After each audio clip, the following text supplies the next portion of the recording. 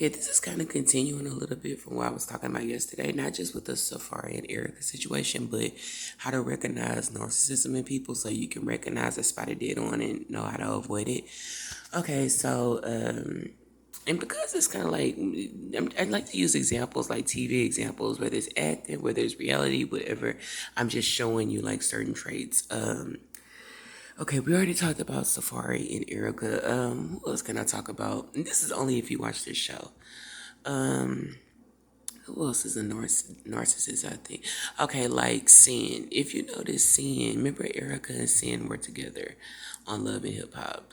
In my opinion, I feel like Sin, from what I've seen on the show, has some narcissism traits. Remember, narcissists project and they do certain things to you and then they flip it and they act like the victim. So that's the key tool that they use. When they do things to you and then project and flip it and act like the victim and totally never take responsibility for what they do and then make it seem like you're the problem. What happens is that you're constantly trying to go back and apologize, second guess yourself, and you're constantly thinking that you're the problem when really it's them. Like for example, seeing on Love and Hip Hop.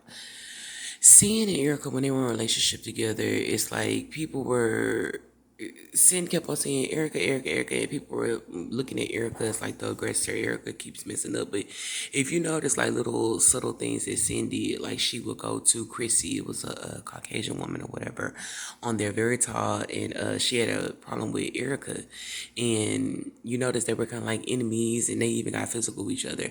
And Sin was in a relationship with Erica, and she actually went back and got information on Chrissy, blah blah blah blah blah blah blah, and kind of like became cool with Chrissy. To a certain way, she wasn't an enemy like she should have been if that was an enemy to her girlfriend. And so she would do like little subtle things like that, then go back to Erica. And it's people were just constantly making Erica look like the problem.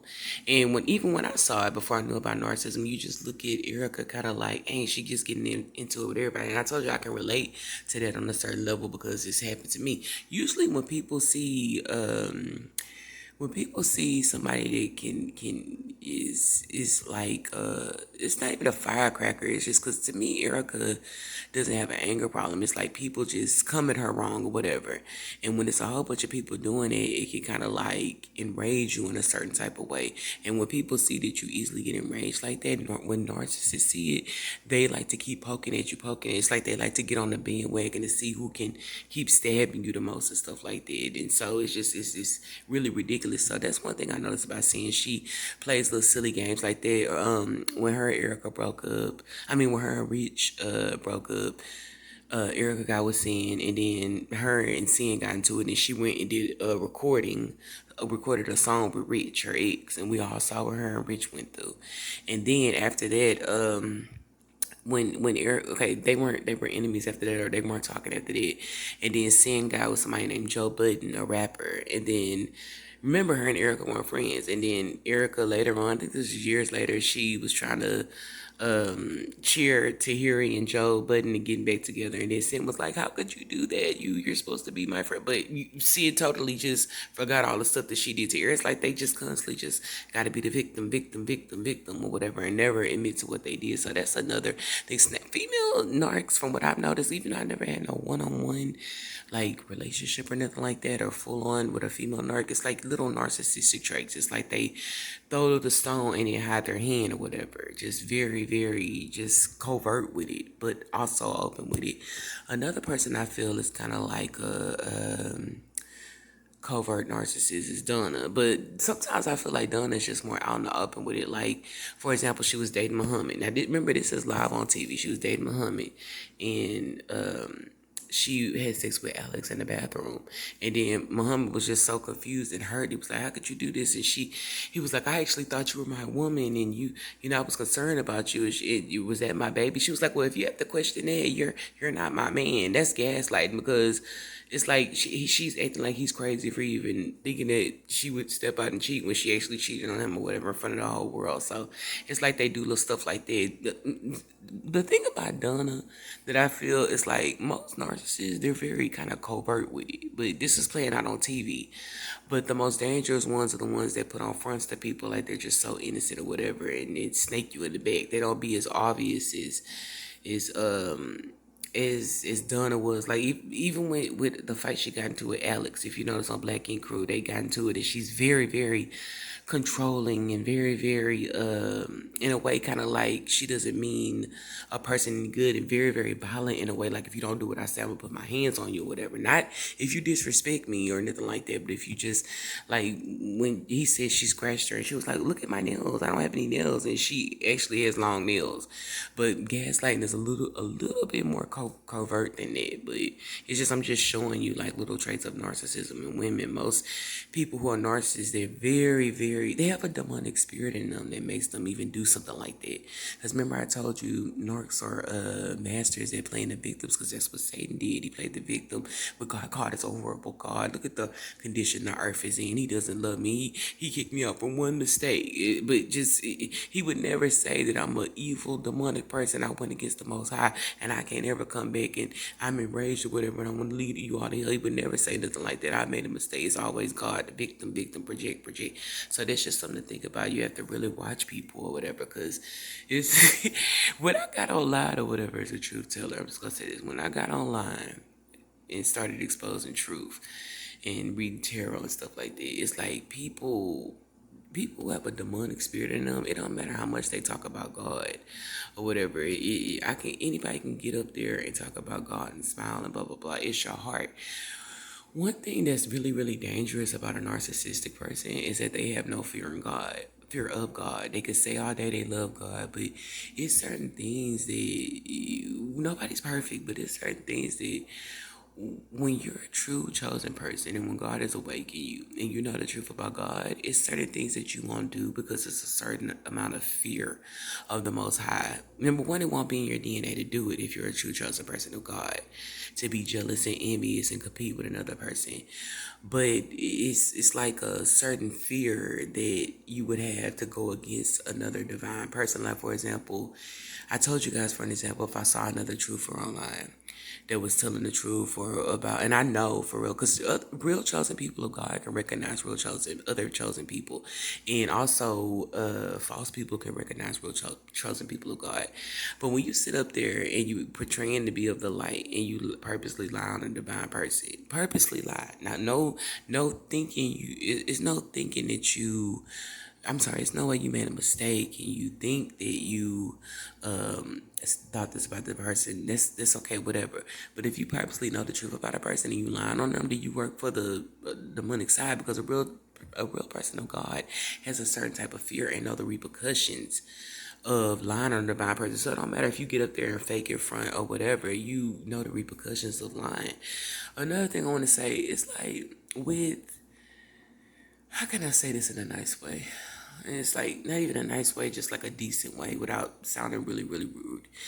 My thing is, if you don't believe in the platform, and I said this plenty of times, why would a person continue to watch something every day that they don't believe?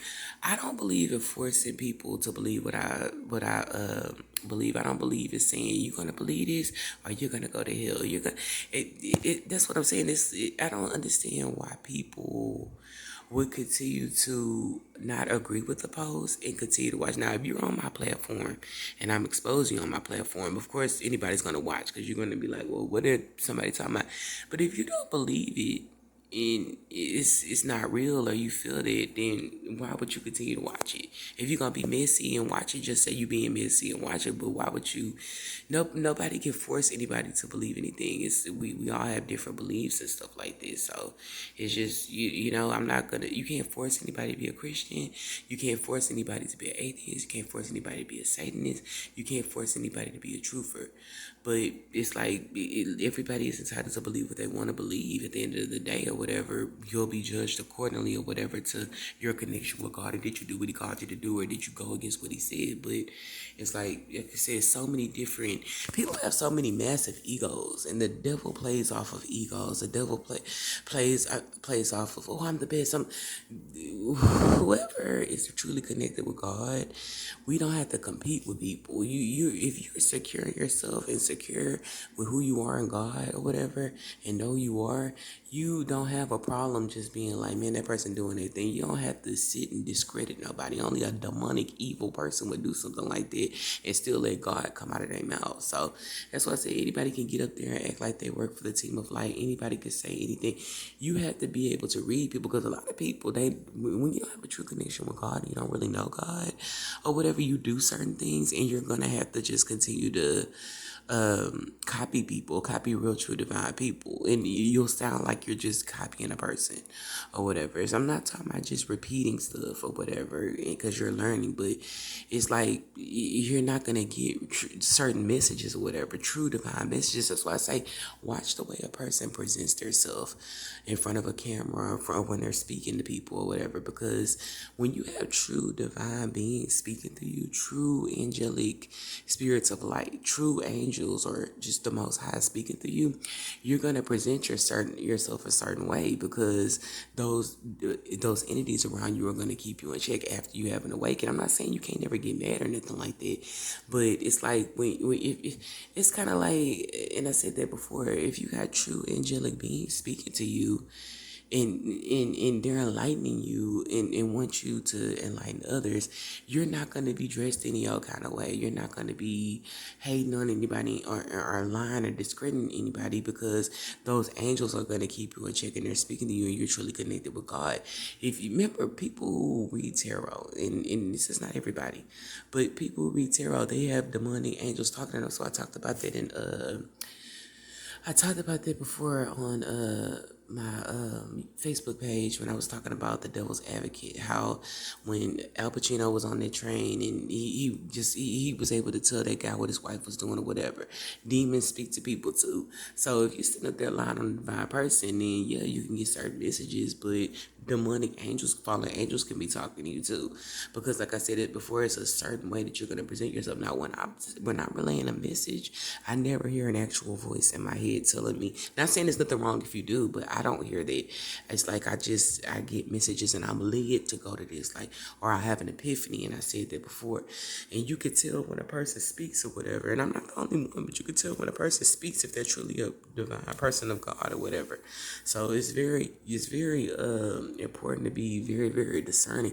One thing about me that I'm working on is one thing I'm working on is a person that knows how to read people, is staring at people when I talk to them. That's why when I get on camera, sometimes I try not to look directly into the camera, because I could look directly into the camera the whole video I make, but just like I could look directly at a person in their eyes the whole time I'm talking to them in person. But I try not to make people feel uncomfortable or whatever. And it's like sometimes I just be looking at people, and it just not intentionally, but I just be studying people, and that could make a person feel uncomfortable if you could just look at a person all the time.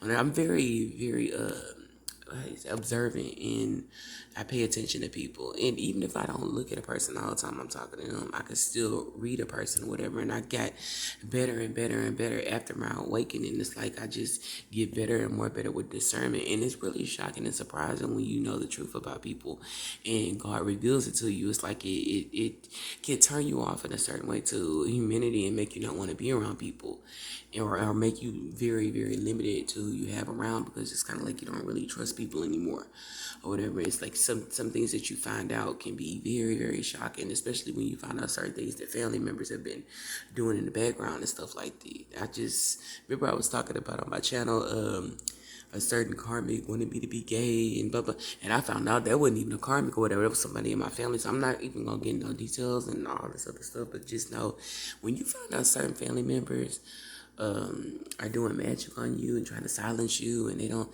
it's just like, or trying to make you homeless. It's just, it really it makes you feel, it kind of like changes you in a way. It makes you not as nice. It makes you not as and it's not even about nice. It just makes you more tougher. It makes you more of a warrior. It makes you not go over and beyond and extend your way to people anymore. And it's like you get like really, really it's just hard to explain. You just don't really be as, and it's not even weak. You just don't be as, what's the word?